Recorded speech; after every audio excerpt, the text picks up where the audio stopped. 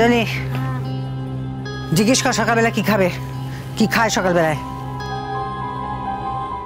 তুমি জিজ্ঞেস করতে পারছো না? তোমার মুখ নেই? মুখ আছে, জিজ্ঞেস করার প্রবৃত্তি নেই। বাড়ির বউ হয়ে এসছে নাকি?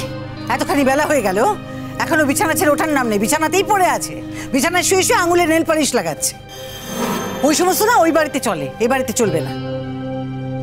তোমার কি অসুবিধা হচ্ছে বলো? তোমার একজন অতিথি হয়ে তোমার বাড়িতে থাকতে এসেছে কদিনের জন্য, তুমি তাকে নিজের কাজের সঙ্গে জড়াতে চাইছো? হ্যাঁ, কিছু বুঝতে পারছি না আমি। কদিনের জন্য মানে?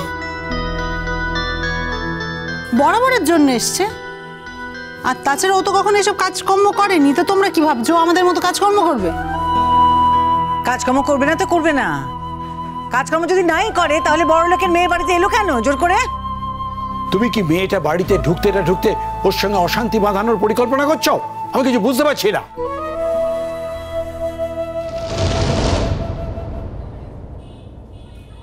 বলছি তোমরা কি আমাকে কিছু বলছো? না না না না না, তোমার সব কথায় কান দেওয়ার দরকার নেই। আরে সকলের কথায় তুমি কেন কান দেবে? তুমি হচ্ছে সাক্ষাৎ মা লক্ষ্মী। তুমি আশায় আমার বাড়িতে একেবারে লক্ষ্মীমন্ত হয়ে উঠেছে। তোমার মধ্যে যে আমি মা কি লক্ষ্মীশ্রী দেখেছি তা কেবল আমিই জানি। শুধু একজনই এ বাড়িতে আমার মধ্যে কোনো লক্ষ্মীশ্রী খুঁজে পাইনি, বুঝলে? তবে তার খুঁজে না পাওয়াতে কিছু আটকে থাকছে না, আশা করছি ভবিষ্যতেও আটকে থাকবে না। সেসব না, আমার না আসলে একটা কথা বলেছিল। কি কি কথা? বলো বলো। এই চড়ুই, হ্যাঁ শোনো তো, শোনো শোনো শোনো না, বলছি তুমি কিন্তু আমাদেরকে কোনো কথা বলতে কোনো সংকোচ করবে না। খিদে পেয়েছে এটাই বলবে না? খিদে পেয়েছে, আমি সব ব্যবস্থা করে রেখেছি, দুধ মুড়ি কলা সব। খাবে না? টোস্ট আছে, মামলেট, তুমি সে ওটা বলো না। আমি না না, আসলে কি বলো তো, আমি কালকেই তো ওই অষ্টমঙ্গলার থেকে ফিরে এসেছি, তা ওখানে তো বেশ খাওয়া দাওয়া হয়েছে, তাই আমি জেনে বুঝে আজকের ব্রেকফাস্ট একটু স্কিপ করতে চাইছি। মানে খাবে না? না, ওসব খাবো না। কি বলছি বলো তো, আমার যেটা বলার ছিল সেটা হচ্ছে ওই যে আমাদের ফুলসজ্জার জন্য তোমরা একটা ঘর ভাড়া নিয়েছিলে না? হ্যাঁ, এইখানে মানে পেছন দিকে, কাছেই এখানটায়। বলো কেন? বলছি যে ওই ঘরটা ভাড়া নিয়ে নিলে হয় না? মানে আমি পয়সা দেবো, ভাড়ার চিন্তা করতে হবে না, আমি টাকাটা দিয়ে দেবো। ভাড়াই যদি থাকবে তাহলে অন্য কোথাও গিয়ে থাকো। আমাদের বাড়ির সঙ্গে যুক্ত হয়ে পাশে আর একটা ঘর ভাড়া নিয়ে থাকবে, সেটা তো হতে পারে না। লালন, বুঝতেই তো পারছো এখানে তো সেরম স্পেস নেই, আর আমার তো একটু প্রাইভেসির দরকার, একটা প্রাইভেট রুম দরকার। বলো। সেটাই বলছি তোমাকে, তোমার যদি একটা প্রাইভেট রুমের দরকার হয় তুমি তোমার বাড়ি চলে যাও, সেখানে আছে তো। আমরা তোমাকে এখানে একটা প্রাইভেট রুম প্রোভাইড করতে পারবো না, সম্ভব না। দেখো, তুমি অতিথি হয়ে এসেছো আমাদের বাড়িতে, আমরা যেরম ভাবে থাকি তোমাকে সেরম ভাবেই থাকতে হবে। আমরা কিন্তু তোমাকে জোর করে এখানে ডেকে আনি।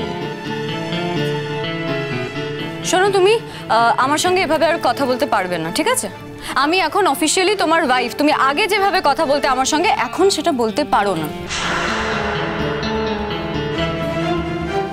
তুমি নিজেকে আমার অফিসিয়াল ওয়াইফ ভাবছো, কিন্তু আমি নিজেকে তোমার অফিসিয়াল আনঅফিসিয়াল কোন রকম হাজবেন্ডই ভাবছি না।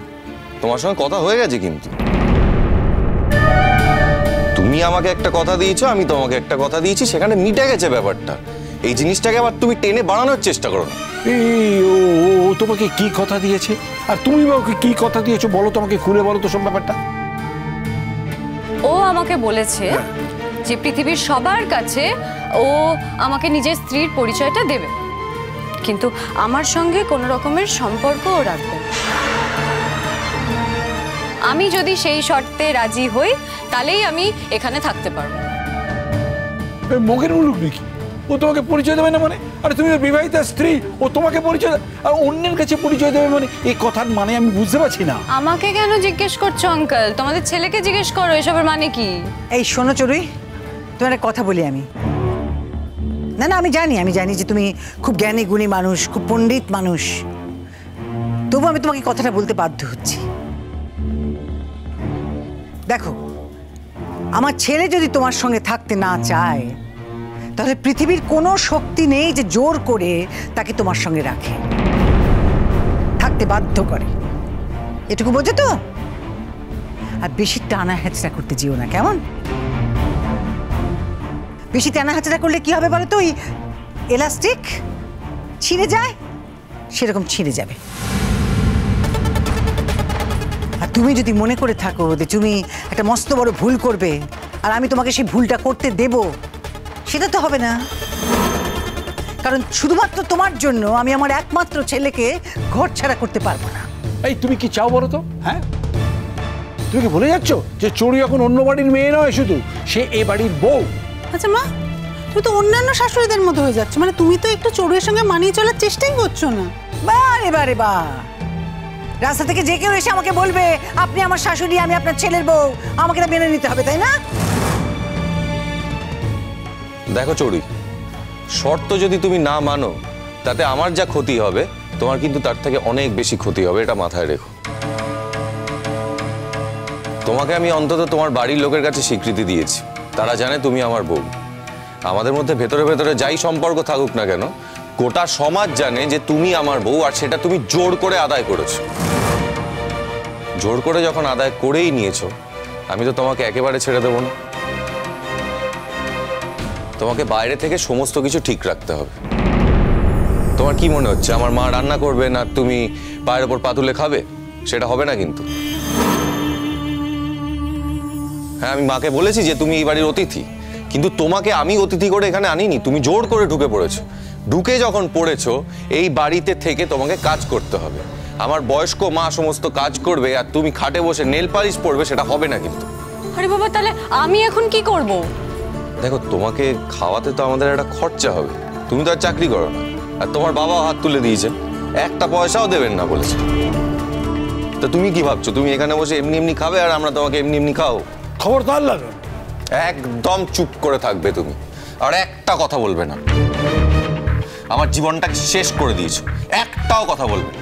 আমাদের দুজনের মধ্যে যদি তুমি একটা কথা বলতে যাও, আমি কিন্তু ছেড়ে কথা বলবো না। ভাই, কেন শুধু শুধু অশান্তি করছিস? আর তাছাড়া এই সংসারে কি মা একা কাজ করে নাকি আমি কাজ করি না? আমি একটা জিনিস ঠিক করেছি, জানিস তো? কি? এবার আমি স্বদেশদার সঙ্গে গিয়ে কথা বলবো। কেন? তোদের তো এখনো ডিভোর্স হয়নি, আমি গিয়ে বলবো নিজের বউয়ের দায়িত্ব নাও। যে বিবাহিত সে নিজের বউয়ের দায়িত্ব নেবে না, আর যার বিয়েটা নিয়ে একটা তামাশা হচ্ছে তাকে দায়িত্ব নিতে হবে, এটা আমি মেনে নিতে পারছি।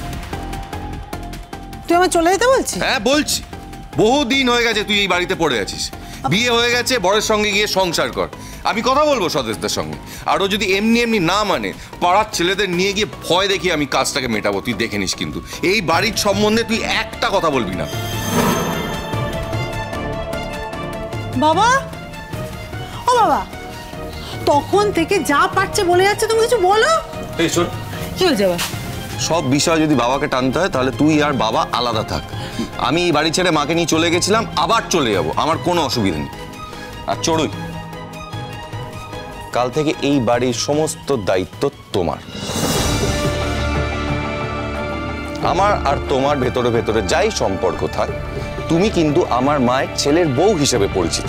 কাজেই সেই দায়িত্বটা এবার তোমাকে নিতে হবে। আমার মার কোনো কাজ করবে না মা, কাল থেকে তুমি কোনো কাজ করবে না, আর আমি যা বলবো অক্ষরে অক্ষরে সেগুলো পালন করবে। তার বাইরে একটা কাজ করলে আমি কিন্তু এই বাড়ি ছেড়ে চলে যাবো বলে দিচ্ছি। কি বাড়ি ছেড়ে চলে যাবো, বাড়ি ছেড়ে চলে যাবো করছি বলবি না? না না, আমি যেটা বলছি সেটা তোমাকে শুনতে হবে। তুমি কাল থেকে কোনো দায়িত্ব নেবে না, সমস্ত দায়িত্ব চড়ুইয়ের। কি যে বলছিস না, জীবনে যে কখনো কুটো ভেঙে দুটো করেনি সে নাকি সব দায়িত্ব নেবে। এত বড় একটা কাজ করে ফেললো আর এই সামান্য কাজটা করতে পারবে না? যদি না পারে তাহলে ওকে শিখতে হবে। কোথা থেকে শিখবে, কি করে শিখবে সেটা আমি জানি। কি হবে, একটু বাজে রান্না করবে, সেটা ও খাবে, আমরাও খাবো। খাবো না, রান্নাও করব না, আমি অনলাইন অর্ডার করে খেয়ে নেব। তোমাদের খাবার দাবারের দরকার নেই, আমি খাবো না সেগুলো।